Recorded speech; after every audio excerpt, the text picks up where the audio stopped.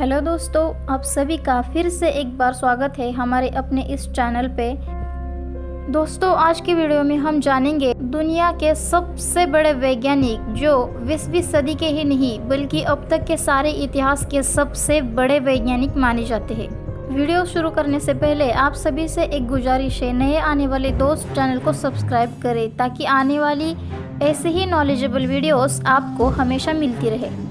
तो शुरू करते हैं आज के इस वीडियो को।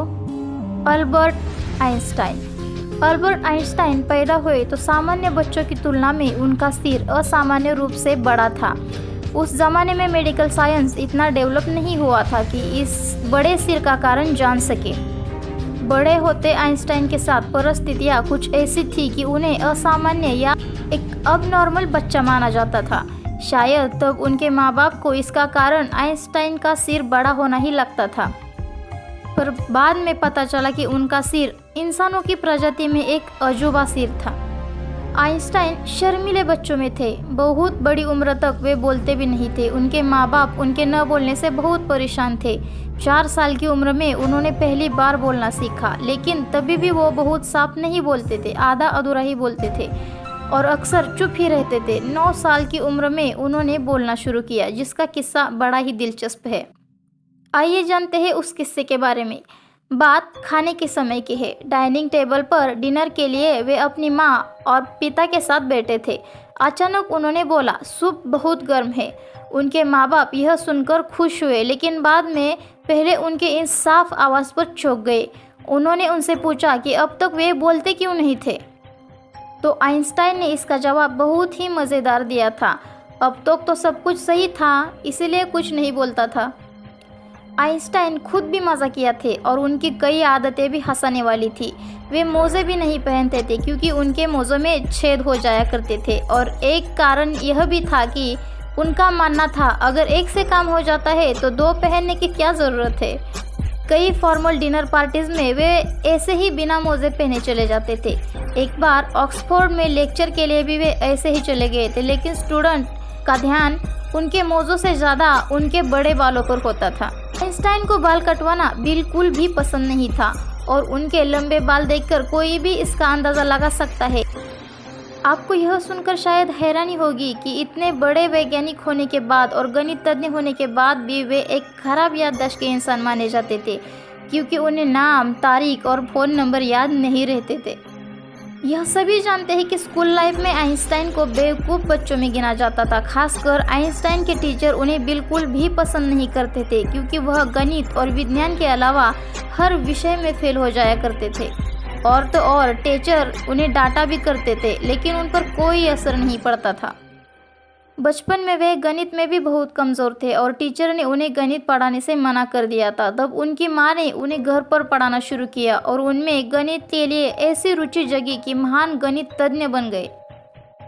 अल्बर्ट आइंस्टाइन का जन्म 14 मार्च 1879 में जर्मनी में वुटेम्बर्ग के यहूदी परिवार में हुआ था। उनके पिता हर्मन आइंस्टाइन एक इंजीनियर और सेल्समैन थे, जबकि उनकी माता पोलिन आइंस्टाइन थी। 1880 में उनका परिवार म्यूनिख शहर में चला गया था।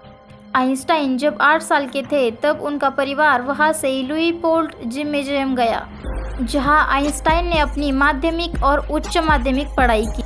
1895 में आइंस्टाइन ने 16 साल की उम्र में स्विस फेडरल पॉलिटेक्निक जूरिच की एंट्रेंस परीक्षा दी, जो बाद में ATH के नाम से जानी जाती थी।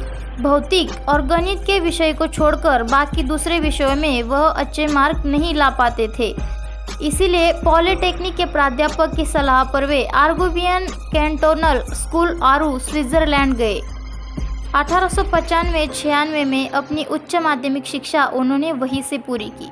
अल्बर्ट आइंस्टाइन ने बहुत से आविष्कार किए, जिसके लिए उनका नाम प्रसिद्ध वैज्ञानिकों में गिना जाता है, जैसे कि प्रकाश की क्वांटम थ्योरी। आइंस्टाइन की प्रकाश की क्वांटम थ्योरी में उन्होंने ऊर्जा की छोटी थैली की रचना की, जिसे फोटोन कहा जाता है, जिनमें तरंग जैसी विशेषता होती है। इस थ्योरी के बाद उन्होंने टेलीविजन का आविष्कार किया। E=mc²। आइंस्टाइन ने द्रव्यमान और ऊर्जा के बीच एक समीकरण प्रमाणित किया, जिसको आज न्यूक्लियर ऊर्जा भी कहते हैं। दूसरा, ब्रोविनियन मूवमेंट। यह अल्बर्ट आइंस्टाइन की सबसे बड़ी और सबसे अच्छी खोज कहा जा सकता है, जहां उन्होंने परमाणु के निलंब में जिगजैग मूवमेंट का अवलोकन किया था। तीसरा, special theory of relativity. Albert Einstein की इस थ्योरी में समय और गति के संबंध को समझाया है, ब्रह्मांड में प्रकाश की गति को निरंतर और प्रकृति के नियम के अनुसार बताया है। बाद में ज्यूरिख विश्वविद्यालय में उनको प्रोफेसर की नियुक्ति मिली और लोगों ने उन्हें महान वैज्ञानिक मानना शुरू कर दिया। सन 1905 में 26 वर्ष की आयु में उन्होंने सापेक्षिकता का सिद्धांत प्रतिपादित किया, जिसने उन्हें विश्वविख्यात कर दिया। इस विषय पर उन्होंने केवल 4 ही लेख लिखे थे, जिसने भौतिकी का चेहरा बदल दिया।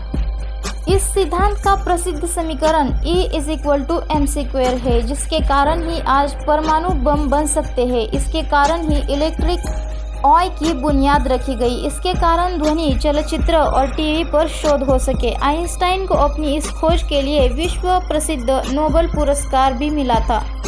स्नातक की डिग्री लेने के बाद उन्होंने विद्यार्थियों को पढ़ाने के बारे में विचार किया, लेकिन अल्बर्ट आइंस्टाइन के अधिक ज्ञान की वजह से प्रारंभ में उन्हें नौकरी नहीं मिली। सन 1902 में अल्बर्ट आइंस्टाइन को स्विट्जरलैंड के बर्न शहर में एक अस्थायी नौकरी मिली। अब उन्हें अपने शोध लेखों को लिखने का और प्रकाशित कराने का बहुत ही समय मिला। उन्होंने डॉक्टरेट की डिग्री भी प्राप्त की।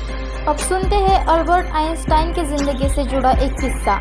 अल्बर्ट आइंस्टाइन जब एक दिन कहीं भाषण देने जा रहे थे, रास्ते में जाते समय उनके ड्राइवर ने उनसे कहा कि मैं आपका भाषण इतनी बार सुन चुका हूँ कि लोगों के सामने मैं ही आपका भाषण दे सकता हूँ। उसकी बात सुनकर उन्होंने उससे कहा, ठीक है, आज तुम मेरी जगह भाषण देना। आइंस्टाइन ने ड्राइवर की पोशाक पहनकर उसका स्थान ले लिया और अपना स्थान ड्राइवर को दे दिया। भाषण हॉल में ड्राइवर ने सचमुच आइंस्टाइन के जैसा ही धुआंधार भाषण दिया। भाषण देने के बाद जब लोगों ने प्रश्न पूछने शुरू किए तो ड्राइवर ने भी आत्मविश्वास के साथ सभी सवालों के जवाब सही दिए, किंतु किसी ने ऐसा कठिन सवाल पूछ लिया कि ड्राइवर को उसका उत्तर पता ही नहीं था। इस पर ड्राइवर ने कहा, अरे इस प्रश्न का जवाब तो इतना सरल है कि मेरा ड्राइवर भी आपको बता देगा। ऐसा कहकर उसने ड्राइवर वाली पोशाक पहने आइंस्टाइन को जवाब देने के लिए खड़ा कर दिया।